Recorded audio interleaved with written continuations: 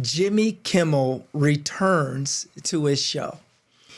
And the thing that would have probably threw me off as the mediator to America is that it is my duty to just talk about, first of all, he's a comedian.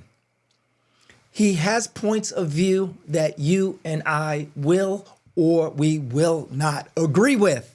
How many times have you went to a comedian or a comedy show and you sat in the front, you got there late, and they put you right in the front, and you're thinking to yourself and you're looking at your date or your wife and you're thinking like, I think we're screwed because we're sitting in the front.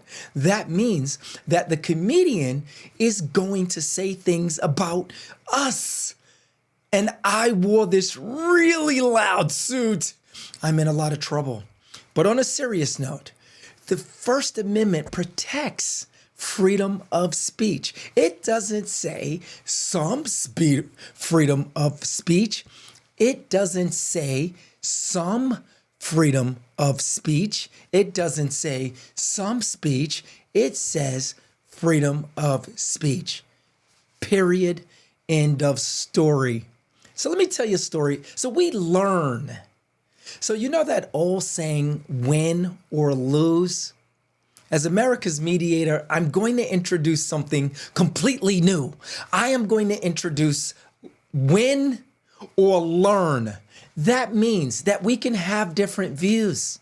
Something you may say in one of your views could help me learn something, right? So even if I don't completely agree, maybe let's say I don't agree with anything you have to say. Let's say you disagree with being respectful or decent. However, wouldn't you like to be heard if you're making a statement, a comment, telling your story, or explaining your side of the story? Wouldn't you want, and I'm just going out on a limb here, wouldn't you want the other person to listen to you? In order to do that, in order for the other person to listen to everything you're saying, you must be heard uninterrupted. That's a new one. Uninterrupted? You mean they won't cut me off in the middle of everything I'm saying? Have you ever had someone, when you're trying to explain to them exactly what's going on or how you feel, and before you've even got to the good part, they've already jumped in. But I wanted to, but did you? You're like, bring it down. Bring it down. I need to get my point clearly across. That's called being heard. So here's the trade-off, okay? Here's the trade-off. In order to be heard, the other party must agree to listen. So we have two exercises here. I would like to tell you something. Are you willing to listen and let me, number two, be heard, right? So I need to be heard. That means I'm speaking and you're the one listening to what I'm saying because I need to be heard. This means that you're entering into a complete contract of uninterruptions. Sign here on the napkin at the coffee bean or the Starbucks. Sign here. You need to sign this document that you will allow me to be heard and you will listen. Here's the trade-off. Now, step one and step two just repeats itself. Now, after I've been heard, guess who gets an opportunity to talk? And you're going to be heard. This is amazing. Now it's my job to listen to you. Why? Not because you listen to me. How can I hear what you're saying if I'm talking at the same time? So this is now making sense. 1, 2, 2, 1, right?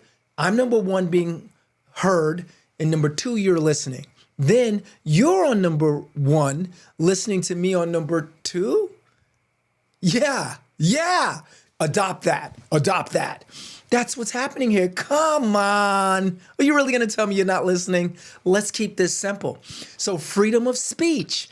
I will do an entire thing on freedom of speech. So let's break that down so everyone understands exactly what the First Amendment says. Here we go.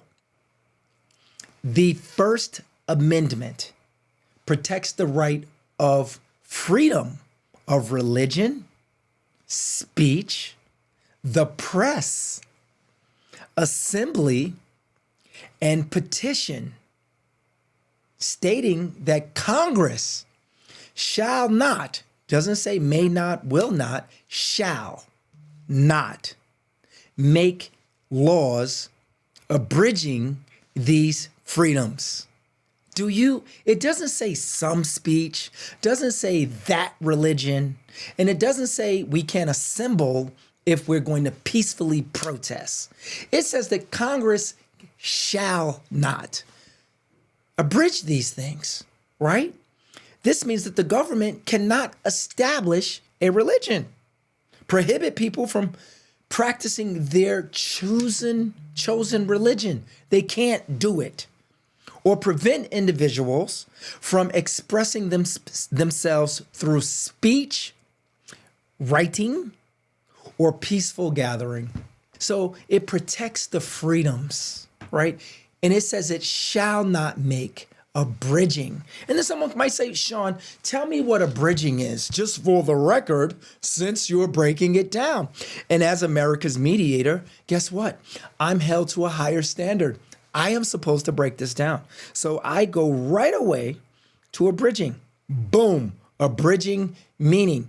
And now I tell you exactly what it means. In law, to abridge something means to diminish. They cannot diminish, reduce, or curtail a right, freedom, or legal principle. They cannot limit your scope. How great is that? So abridging is in the First Amendment. I'm going to go back and show you exactly what that said. It said, this means the government cannot establish religion, prohibit from practicing their chosen religion. Congress shall not make laws abridging. So if we want to replace the word abridging, that would be Congress shall not make laws diminishing, reducing these freedoms. I'm Sean Collinson, America's Mediator. Thanks for watching.